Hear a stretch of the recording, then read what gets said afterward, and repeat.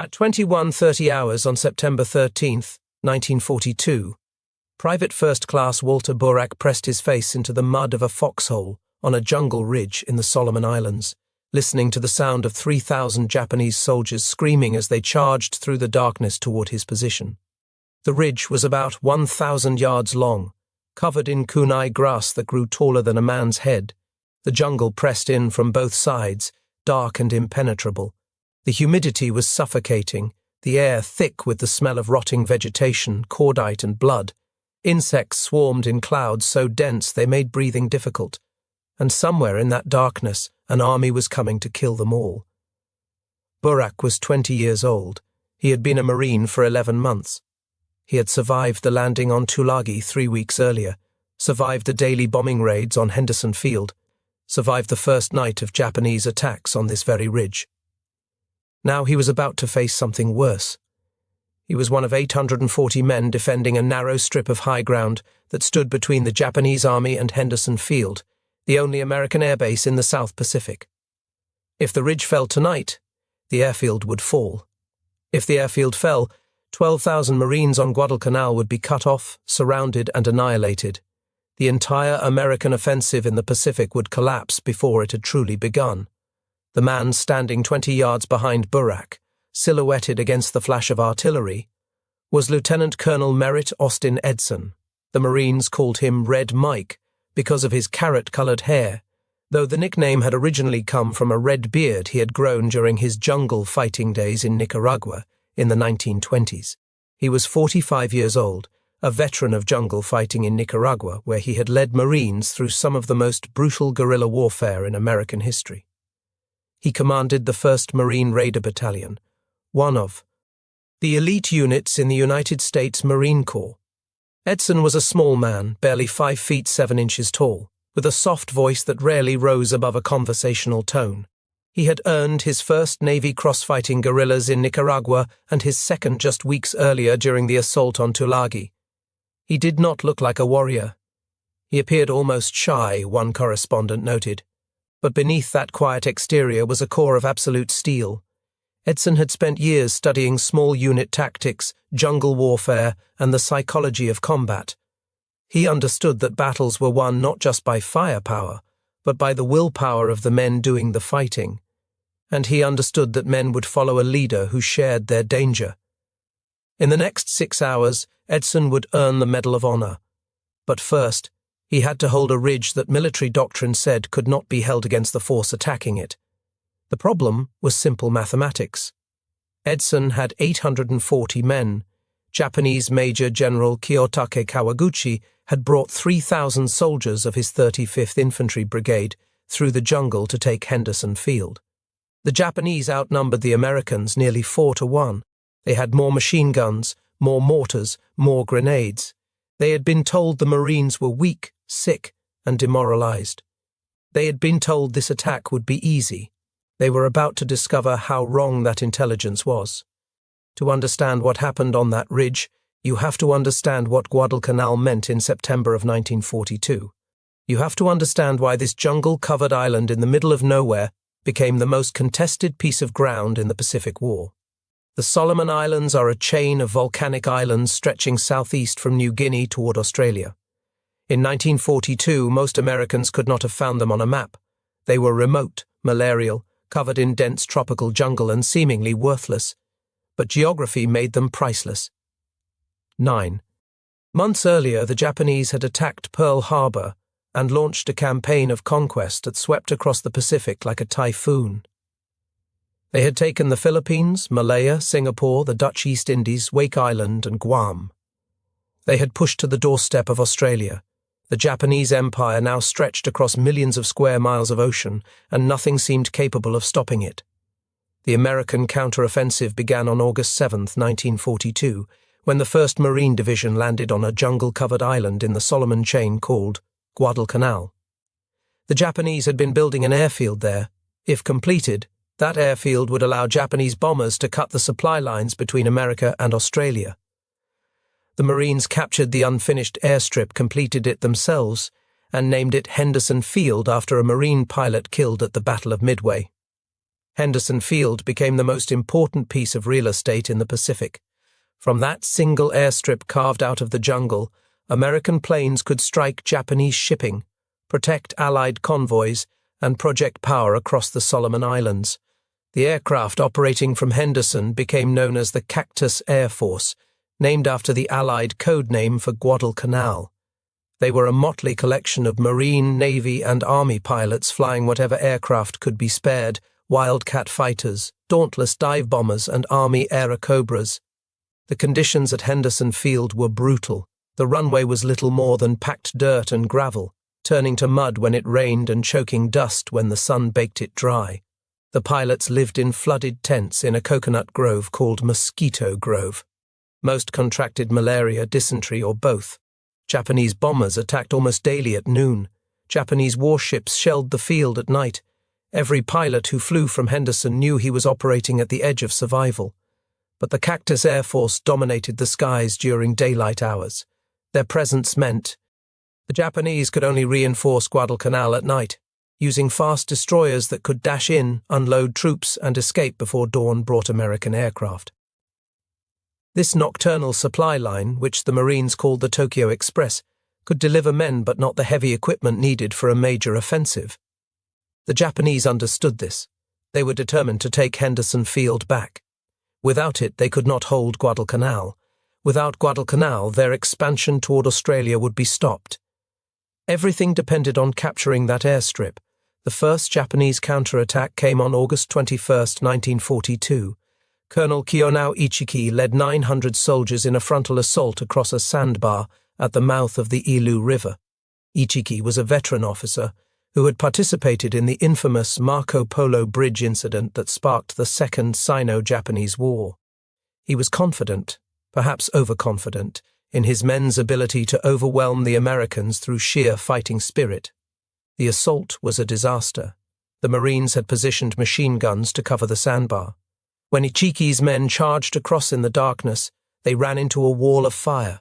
The Japanese kept coming, wave after wave, climbing over the bodies of their fallen comrades. The Marines slaughtered them. By morning, more than 800 Japanese soldiers lay dead on the sandbar and in the surf. Ichiki burned his regimental colors to prevent their capture and shot himself. Only a handful of his men survived. The battle, which the Marines called the Battle of the Tenaru, though it actually took place at the Ilu River, proved that Japanese soldiers were not invincible. They could be stopped, they could be killed. But it also proved that they would fight to the death rather than surrender. There would be no easy victories on Guadalcanal. The Japanese High Command learned nothing from this disaster. They believed Ichiki had failed because he did not have enough men. They decided to send.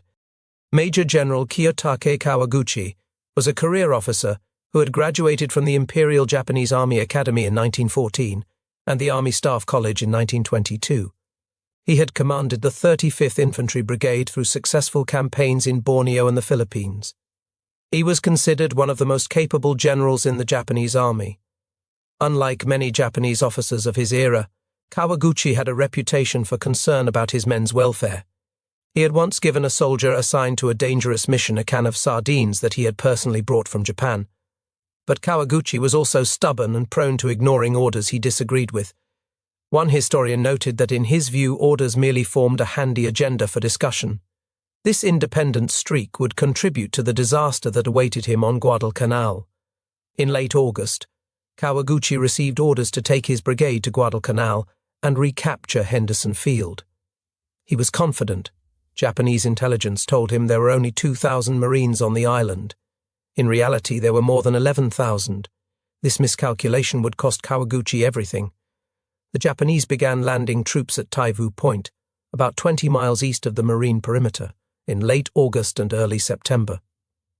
They came at night on destroyers and barges, avoiding American aircraft that controlled the skies during daylight hours. The Marines called these nightly supply runs the Tokyo Express. Getting troops to Guadalcanal was only half the challenge. On August 28, 600 of Kawaguchi's soldiers were loaded onto 4 destroyers for the run to Guadalcanal. American dive bombers from Henderson Field caught the convoy 70 miles north of the island. They sank 1 destroyer and badly damaged 2 others. 62 Japanese soldiers were killed. The survivors had to turn back without completing their mission. After that disaster, Kawaguchi switched to using barges for most of his troop movements. The barges were slower and could carry less cargo, but they were harder for aircraft to spot.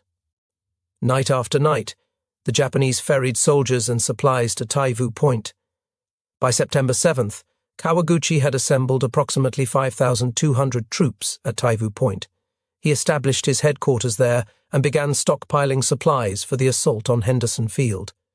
He was so confident of victory that, according to some accounts, he brought his dress-white uniform to wear when he accepted the American surrender.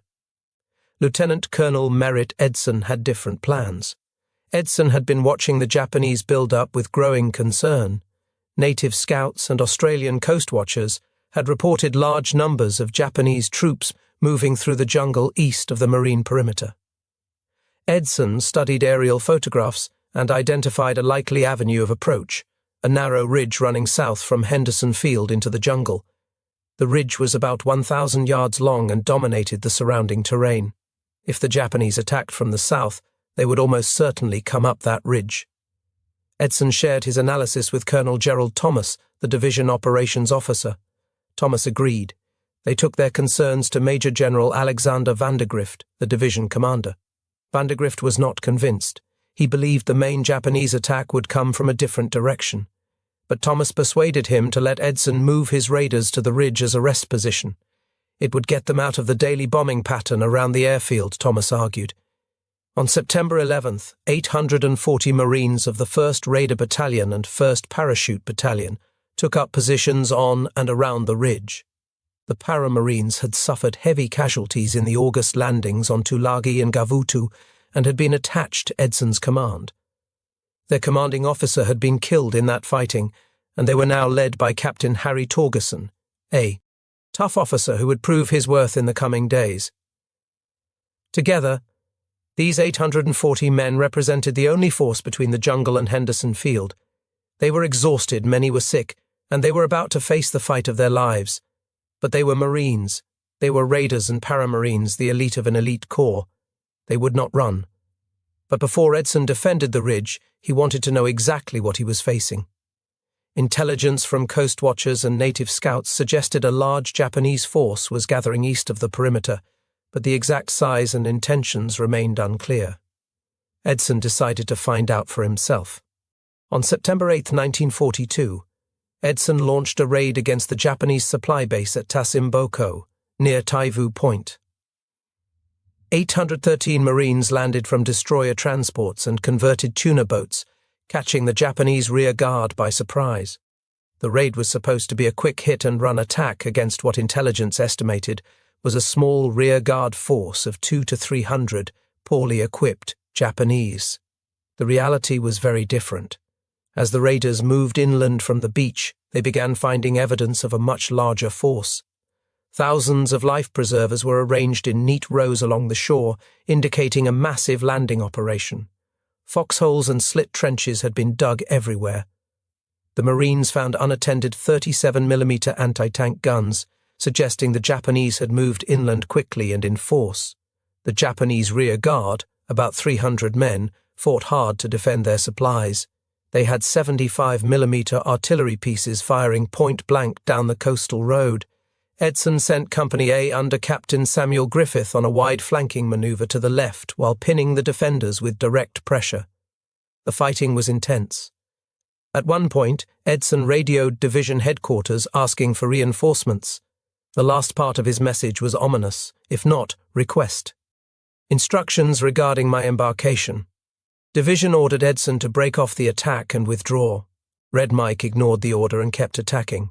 By noon, Japanese resistance collapsed and the raiders swept into Tasimboko village. What Edson found there confirmed his worst fears. The Japanese had stockpiled enough food, ammunition and equipment for a major offensive.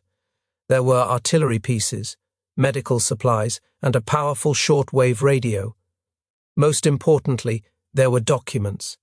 The raiders destroyed everything they could not carry. They burned food supplies, blew up ammunition dumps, and wrecked the radio equipment. They took several wounded Japanese prisoners and gathered stacks of documents. Then they withdrew to the beach and evacuated by boat, leaving Tasimboko in flames behind them. Our morale was sky high after Tasimboko, one raider remembered. We had kicked them hard, and we knew they were coming. Captain Sherwood Moran, the division's Japanese language specialist, translated the captured papers that night. They revealed that at least 3,000 Japanese troops were cutting through the jungle toward the marine perimeter. Their objective was Henderson Field. Their route of approach was exactly what Edson had predicted, straight up the ridge from the south. Edson returned to division headquarters and briefed Vandergrift. "This is no motley group of Japanese," he said. "They are well equipped and well led. They are coming." Vandergrift finally understood the threat. He ordered the 2nd Battalion, 5th Marines, to move into reserve positions behind Edson's lines. He positioned artillery from the 11th Marines where it could support the ridge. A battery of 4 105mm howitzers from the 3rd Battalion, 11th Marines under Lieutenant Colonel James Keating, moved to a location from which it could provide direct fire onto the ridge. The stage was set, the Japanese were coming, the Marines were waiting, 3,000 Japanese. Soldiers against 840 Marines, nearly 4-to-1 odds. By all the rules of warfare, the defenders should have been overwhelmed. But warfare is not a mathematical equation. It is a contest of wills, and the men on that ridge had wills of iron. On the afternoon of September 12th, Edson walked the ridge with his officers, positioning his men. The terrain was difficult. The ridge was shaped like a fishhook, with several hills connected by saddles of lower ground. 3 hills dominated the position. Hill 80 stood at the southern end, closest to the jungle. Hill 123, the tallest, was about 600 yards to the north. Between them stretched a series of smaller knolls and depressions covered in kunai grass that could hide an army. Edson established his command post on Hill 123. From there he could see the entire length of the ridge. He could see Henderson Field behind him, the aircraft parked in their revetments, the control tower, the fuel dumps. Everything the Marines had fought and died for over the past 5 weeks was visible from that hilltop. Everything depended on holding it. The Marines dug foxholes and machine gun pits along the ridge and its flanking jungle. They had limited ammunition, only 1 or 2 grenades per man. They had been fighting, patrolling, and working for 5 weeks straight. Many were sick with malaria or dysentery. They were exhausted. At dusk on September 12th, Japanese naval vessels began shelling the Marine positions. Then Kawaguchi's artillery opened fire. The bombardment was a signal. The Japanese infantry was coming. The first attack hit the Marines just after dark. Kawaguchi's 1st Battalion struck the right side of Edson's line, crashing into Company C of the raiders between the ridge and the Lunga River. The fighting was immediate and brutal. Japanese soldiers charged through the darkness, screaming banzai. Marines fired into the muzzle flashes. Men died in foxholes they would never leave. The sound of a banzai charge was something Marines never forgot. Thousands of voices screaming in unison as men ran headlong into machine gun fire. The Japanese believed that spiritual force, what they called seishin, could overcome any material disadvantage. They believed the Americans were soft, decadent, unable to withstand the fury of Japanese warriors. They would attack with bayonets fixed, screaming their loyalty to the Emperor, convinced that their fighting spirit would shatter the enemy's will. Against troops who broke and ran, the tactic sometimes worked. Against Marines who held their ground and kept firing, it was suicide. The Japanese pushed Company C back toward the ridge. At the same time, another Japanese force hit Company B of the Paramarines on the left side of the line. The Paramarines held initially, then began to give ground as the weight of the attack increased. By midnight, both flanks of Edson's line had been pushed back.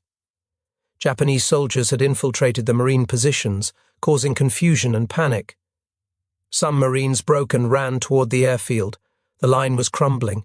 Edson appeared in the darkness, walking upright while other men hugged the ground. He grabbed fleeing Marines and turned them around. "Go back," he ordered. "The only thing the Japanese have that you do not have is guts." He reorganized shattered units, placed officers in command of mixed groups of raiders and paramarines, and stabilized the line. The Japanese attack slackened around 0100 hours. Kawaguchi had expected to break through quickly, but the terrain had scattered his battalions. Units had become lost in the jungle, unable to find their way to the assault positions. Guides became separated from the troops they were leading. Officers could not locate their subordinates in the darkness. The coordinated assault he planned had turned into a series of piecemeal attacks. He decided to regroup and try again the next night. Kawaguchi later said he felt disappointed and helpless because the jungle had scattered his brigade. But he remained confident. He had nearly broken through with a disorganized attack. Surely a coordinated assault the following night would succeed. The Marines, he believed, must be exhausted and demoralized. One more hard push would finish them. At dawn on September 13th, American aircraft and Marine artillery pounded the jungle south of the ridge. Edson used the daylight hours to reorganize his defenses. He pulled his line back about 400 yards to a shorter, more defensible position centered on Hill 123. He placed his remaining men in a line stretching 1,800 yards from the Lunga River across the ridge. The men were exhausted. They had fought all night. They had lost friends.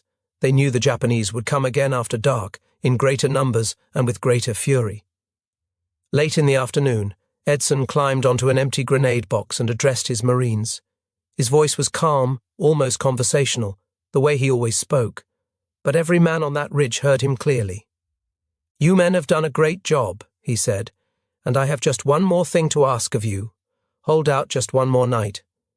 I know we have been without sleep a long time, but we expect another attack from them tonight, and they might come through here. I have every reason to believe that we will have reliefs here for all of us in the morning." The Marines looked at their commander. He was asking them to do the impossible, to hold against odds of nearly 4-1 with no sleep, little ammunition, and no guarantee of survival. Some of the men had not slept in 3 days. Some were so sick with malaria they could barely stand. Some had watched their best friends die the night before. All of them were afraid. But Red Mike Edson was asking, and Red Mike Edson had never let them down. He had led from the front at Tulagi. He had led from the front at Tasimboko. He had been in the foxholes with them the night before, walking upright when other men cowered in their holes. If he believed they could hold, then maybe they could. They would give him one more night. The sun began to set behind Henderson Field, casting long shadows across the ridge. The jungle grew dark. Somewhere to the south, 3,000 Japanese soldiers were preparing for their final assault, and 840 Marines were waiting for them. The second night's attack began just after dark on September 13th. This time, Kawaguchi threw everything he had at the ridge. 3 full battalions surged out of the jungle, more than 2,500 men charging uphill into the Marine positions. Rocket flares arced across the sky, illuminating the battlefield in flickering red light. The flares cast moving shadows across the ridge, making it nearly impossible to distinguish friend from foe in the chaos. The noise was overwhelming. Japanese soldiers screamed banzai, rifles cracked, machine guns hammered in long bursts, grenades exploded with sharp cracks, mortars thumped, and their shells crashed among the foxholes. Officers shouted orders in English and Japanese. Wounded men screamed for medics. The jungle itself seemed to be on fire with muzzle flashes. The Japanese hit the right side of Edson's line first. Company B of the raiders, already weakened from the previous night's fighting, took the full weight of the assault. Japanese soldiers swarmed over the Marine foxholes, fighting with bayonets, swords, and rifle butts. Some Japanese officers carried samurai swords and used them in hand-to-hand combat. Company B began to fall back. At almost the same moment, another Japanese force struck Company B of the Paramarines on the left. The Paramarines had been battered the night before. They had started the battle with about 200 men. Now they were down to perhaps half that number. They were being asked to stop an assault by overwhelming numbers. They held for agonizing minutes, then began to withdraw under the pressure. A third Japanese battalion hit Company C of the Paramarines in the center. The line buckled.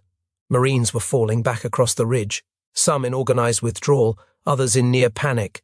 Men stumbled through the darkness, tripping over bodies, losing contact with their units. The Japanese were breaking through. This was the moment the battle nearly ended. If the Japanese had pressed their advantage, they might have overwhelmed the defenders and swept down to Henderson Field. The airbase was less than 1,000 yards away. Victory was within their grasp. But Edson was there. The lieutenant colonel appeared at the critical point of the line, walking calmly through fire that would have sent any rational man diving for cover. He was silhouetted against the flash of explosions, clearly visible to friend and enemy alike. He did not duck, he did not run. He walked among his men as if he were invulnerable, and his presence steadied them. He grabbed retreating Marines and pushed them back toward the enemy. His voice cut through the chaos, calm and commanding. With his executive officer, Major Kenneth Bailey, he formed a new line just below the crest of Hill 123. "Get back up there," he shouted at his men. "The only thing they have that you do not have is guts." One Marine remembered Edson pointing toward the enemy and saying simply, "That is where they are. Go get them." Another remembered seeing him calmly lighting a cigarette while machine gun bullets cracked past his head. He was not showing off. He was showing his men that the enemy fire could be endured, that standing and fighting was possible, that the battle was not lost. Major Bailey, despite a severe head wound that was bleeding down his face, led counterattacks against Japanese soldiers who had penetrated the Marine positions. He rallied broken units, placed men in defensive positions, and fought hand-to-hand with enemy soldiers who got too close. Bailey would later receive the Medal of Honor for his actions that night. He would be killed in action 2 weeks later at the Matanikau River. The Marines reformed on Hill 123. They held a perimeter barely 200 yards across, surrounded on 3 sides by Japanese soldiers. The enemy was so close that Marines could hear their officers shouting commands. They could hear the click of bayonets being fixed to rifles. They could hear wounded Japanese crying out in the darkness. The fighting became a nightmare of muzzle flashes, screaming men, and exploding grenades in total darkness. Private First Class Robert Youngdeer, a Cherokee from North Carolina, was hit in the face by a Japanese sniper's bullet during the fighting but somehow survived. Private First Class Walter Burak, the young Marine from the opening of this story, emptied his rifle, fixed his bayonet, and fought hand-to-hand when a Japanese soldier dropped into his foxhole. Burak killed the man with his entrenching tool and kept fighting until dawn. These individual acts of courage, multiplied hundreds of times across the ridge, held the line. But it was Edson's leadership that held the men together. Edson stayed on the radio to the artillery. The forward observer with his unit had been wounded, so Edson called in the fire himself. "Drop it 5-0 and walk it back and forth across the ridge," he ordered. The 105mm howitzers of the 5th Battalion, 11th Marines responded. The artillerymen fired 1,992 rounds that night. They fired at ranges as short as 1,600 yards, dropping shells within 200 yards of the Marine lines. The explosions tore through the Japanese assault waves, shredding bodies and shattering formations. Each rocket flare the Japanese fired to signal their attacks became a point of reference for the American gunners. The Japanese kept coming. Wave after wave charged up the ridge, climbing over the bodies of their fallen comrades. They screamed. "Banzai!" They fired their rifles and threw grenades. They died by the hundreds, and still they came. The Marines fought back with everything they had. When they ran out of ammunition, they fixed bayonets. When their bayonets broke, they used entrenching tools, knives, fists, and rocks. The fighting in the foxholes was medieval in its brutality. Men killed each other at arm's length in the darkness. Throughout the night, Edson was everywhere on the line. He positioned machine guns, he directed fire, he encouraged his Marines with his presence. He never took cover, never showed fear, never stopped leading. A combat correspondent later wrote that Edson was probably among the 5 finest combat commanders in all the United States Armed Forces. The crisis came around 0400 hours. The Japanese launched their final, most desperate assault. They had been attacking for nearly 7 hours. They had suffered catastrophic casualties. Their assault formations had been torn apart by artillery. Their dead and wounded lay in heaps on the slopes of the ridge, but they were so close to Henderson Field they could see the aircraft parked on the runway. They could hear the generators that powered the airfield. One more push, and victory would be theirs. Kawaguchi committed his last reserves. Officers led from the front, swords drawn, urging their men forward. The attack hit the Marine perimeter from 3 directions simultaneously. For a few terrible minutes, it seemed like nothing could stop them. The Marines on Hill 123 met them with fire from every weapon they had left. men who had been fighting for hours, who had not slept in days, who had watched their friends die in the darkness, somehow found the strength to keep fighting. The artillery crashed among the Japanese formations. American fighters from the Cactus Air Force, the mixed group of Marine, Navy, and Army pilots flying from Henderson Field, strafed the enemy with machine guns and cannons at first. Light P-400 Airacobras and Wildcat fighters swept over the ridge, their guns tearing into the Japanese survivors. The Japanese could take no more. At around 05:30 hours, as dawn began to break over Guadalcanal, Kawaguchi's surviving soldiers began to withdraw into the jungle. They left behind more than 600 dead on the slopes of the ridge. Another 600 were wounded. The assault had failed. The Marines held. When the sun rose on September 14th, the ridge was a charnel house. Japanese bodies lay in heaps along the Marine positions. Some had fallen in clusters where artillery shells had caught them in the open. Others lay singly in foxholes where they had been killed in hand-to-hand combat. The smell of blood and cordite hung in the humid air. The ground was torn by shell craters and littered with spent brass, broken weapons, and the debris of battle. Flies swarmed over the dead, millions of them, their buzzing a constant drone that would haunt survivors for the rest of their lives. The tropical heat was already beginning its work on the bodies. Within hours, the stench would become unbearable. Burial details would have to work quickly. The Marines emerged from their foxholes, stunned that they had survived. Some wept openly, the tension of the night finally releasing in tears. Some laughed, an almost hysterical sound that had nothing to do with humor. Most simply stared at the destruction around them, trying to comprehend what they had endured. Many would later say that the morning of September 14 was when they truly understood what war was. Edson walked the ridge, checking on his men, counting the living and the dead. He had not slept in more than 40 hours. His uniform was filthy with mud and blood. But he moved among his Marines, thanking them, praising them, letting them know that what they had done mattered. The casualties told the story. The Marines had lost 57 killed and 232 wounded. About 20% of the force that had held the ridge was dead or wounded. The 1st Raider Battalion lost 40 killed and 123 wounded. The 1st Parachute Battalion lost 17 killed and 109 wounded. Some of the dead would never be identified. The intensity of the fighting, the darkness, and the confusion of battle meant that some Marines were lost without anyone seeing exactly what happened to them. 8 unidentifiable Americans were buried in the 1st Marine Division Cemetery on Guadalcanal after the battle. Years later, only one would remain unknown. But the Japanese losses were catastrophic, at least 600 dead on the ridge itself, with total casualties for the assault estimated between 800 and 1,500. Marine patrols moving south from the ridge in the following days found more bodies scattered through the jungle, men who had died of wounds while trying to retreat. The official Japanese records, when they became available after the war, confirmed the scale of the disaster. Kawaguchi had lost a quarter of his attacking force in 2 nights of fighting.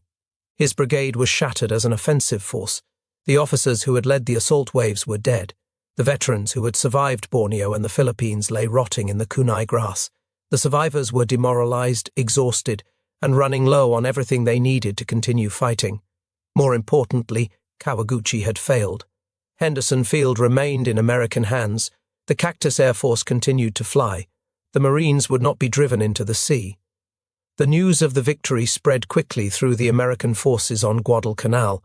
For weeks, the Marines had been isolated, undersupplied, and under constant attack.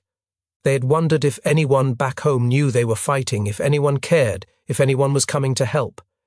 The battle on the ridge proved they could win.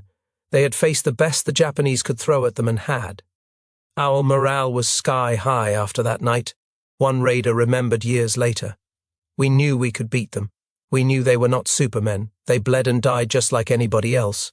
That knowledge was worth more than a shipload of reinforcements. The Japanese response was confusion and recrimination. Kawaguchi retreated through the jungle, his surviving soldiers sick, starving and demoralized. The march back to Japanese lines became a death march of its own. Men collapsed from malaria, dysentery and exhaustion. Many who were too weak to continue were left behind to die. The jungle that had seemed like a concealed avenue of approach now became a green hell that consumed Kawaguchi's broken brigade. The general himself walked for days through the jungle, his uniform torn, his staff scattered, his plans in ruins. When he finally reached Japanese lines, he had lost more men to disease and starvation during the retreat than he had lost in the battle itself.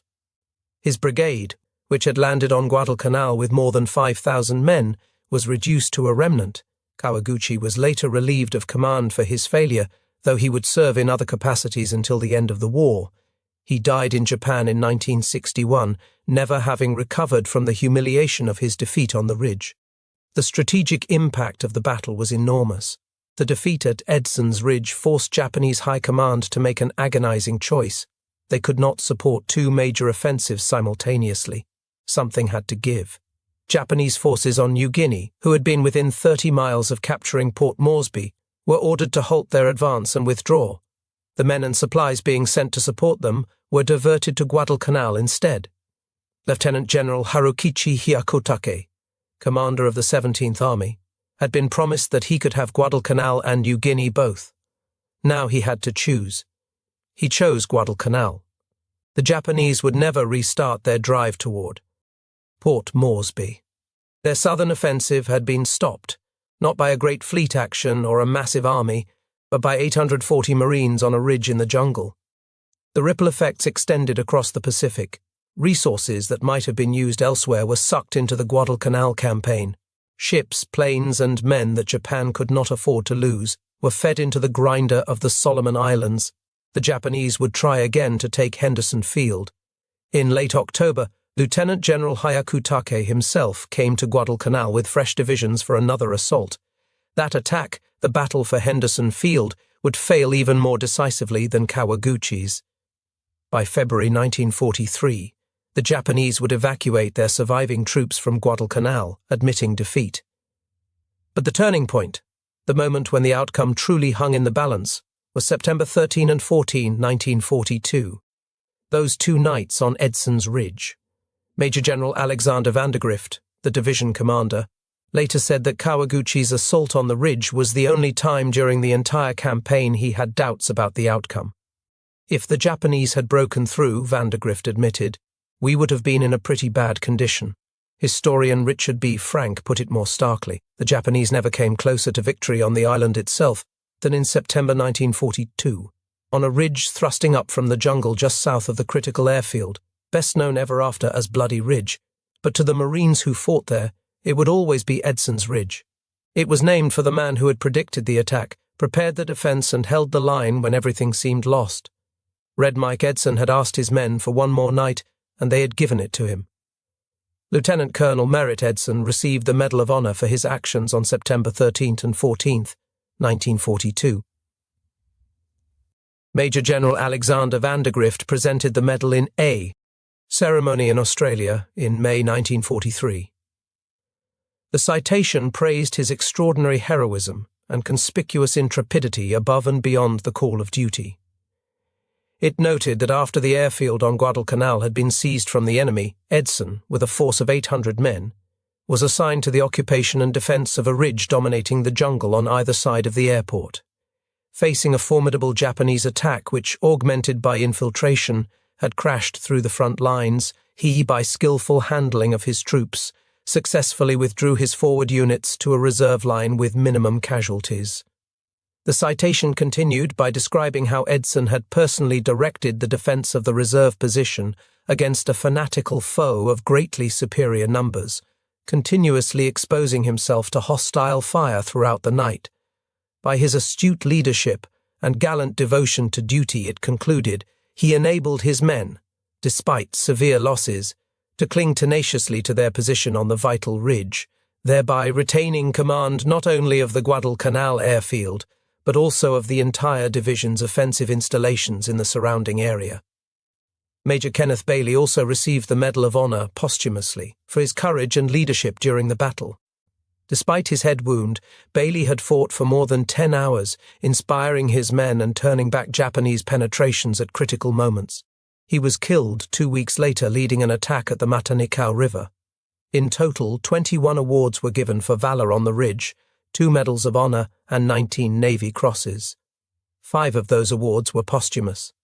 Edson went on to command the 5th Marine Regiment for the remainder of the Guadalcanal Campaign. He led Marines at Tarawa and Saipan, earning a reputation as one of the finest combat leaders in the history of the Corps. A fellow officer wrote that officers and men would willingly follow him anywhere. The only problem was to keep up with him.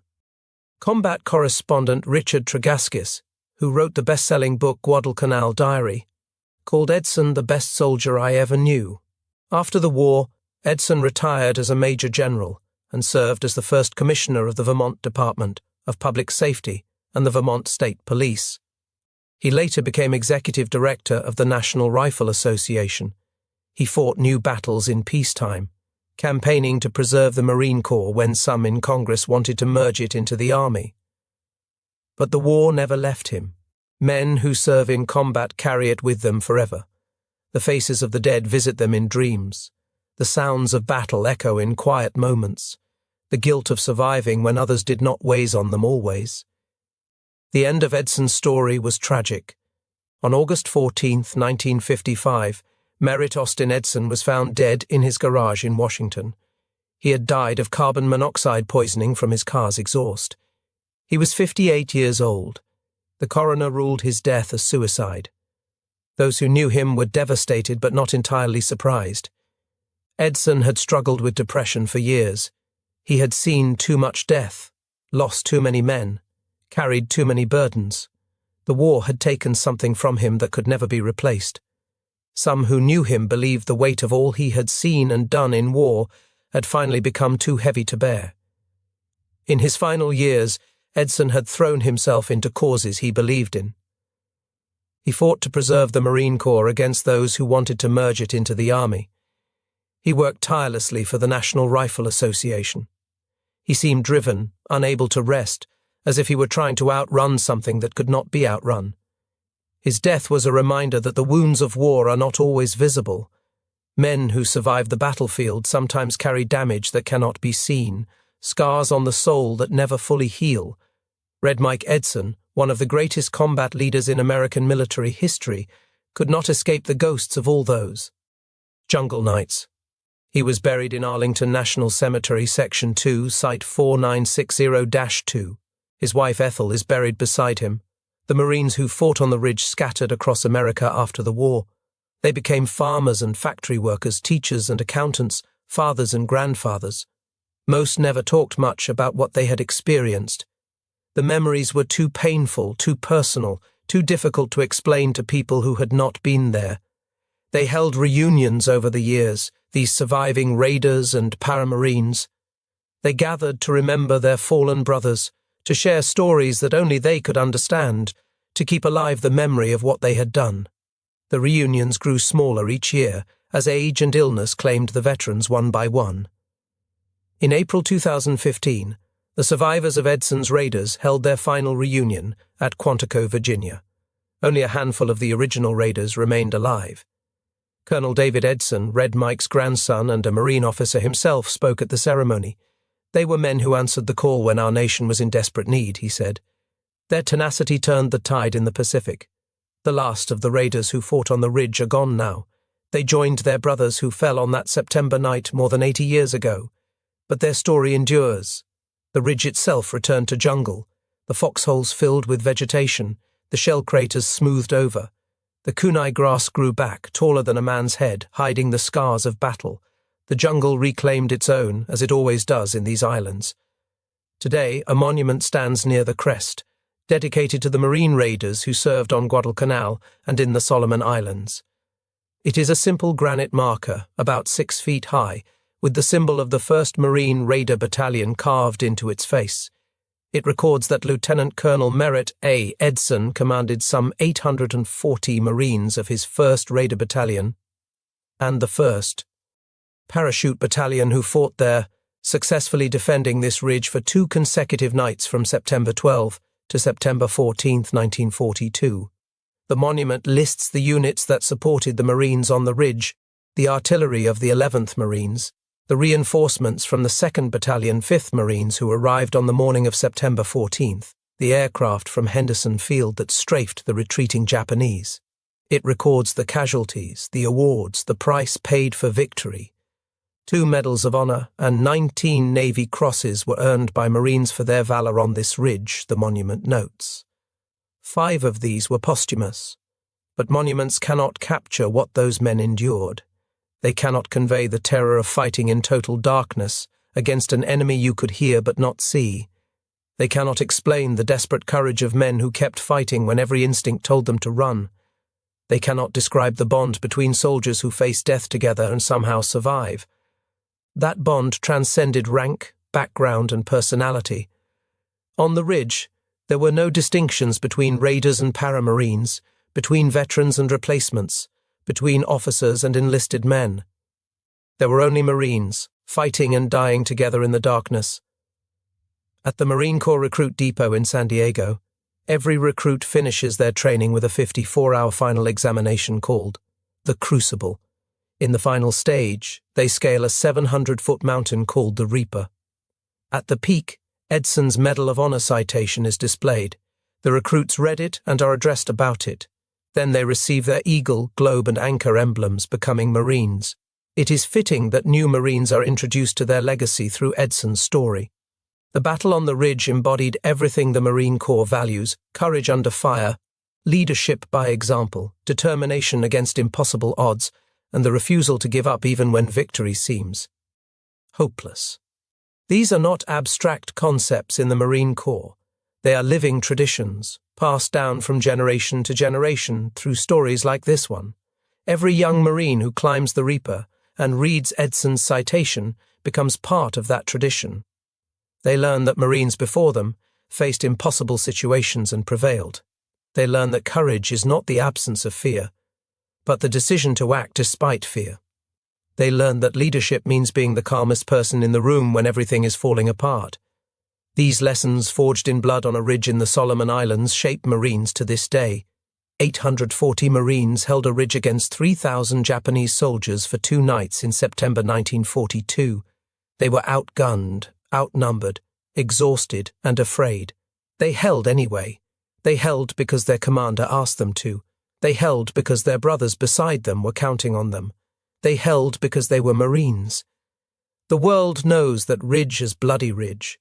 The Marines who fought there call it Edson's Ridge. By any name, it remains one of the most extraordinary defensive stands in military history. A small force of determined men stopped an army and changed the course of a war. Red Mike Edson asked his Marines for one more night. They gave him 2, and in those 2 nights they proved that courage and leadership can overcome any odds, that a few hundred determined defenders can hold against thousands of attackers, and that the price of freedom is sometimes measured in blood on a jungle ridge 10,000 miles from home. The men who fought on that ridge are gone now. The last of the raiders who stood on Hill 123 has joined his brothers, but their story lives on, passed down through generations of Marines, remembered in the monuments and histories, told and retold to young men and women who will one day face their own moments of truth. What would you do if you were asked to hold a ridge against impossible odds? What would you do if everything depended on you refusing to give up? The Marines on Edson's Ridge faced those questions in the darkness of a September night in 1942. Their answer echoes across the decades. They held. If you found this story as compelling as we did, please take a moment to like this video. It helps us share more forgotten stories from the Second World War. Subscribe to stay connected with these untold histories. Each one matters. Each one deserves to be remembered. We would love to hear from you. Leave a comment below telling us where you are watching from. Our community spans from Texas to Tasmania. From veterans to history enthusiasts, you are part of something special here. Thank you for watching. Thank you for keeping these stories alive.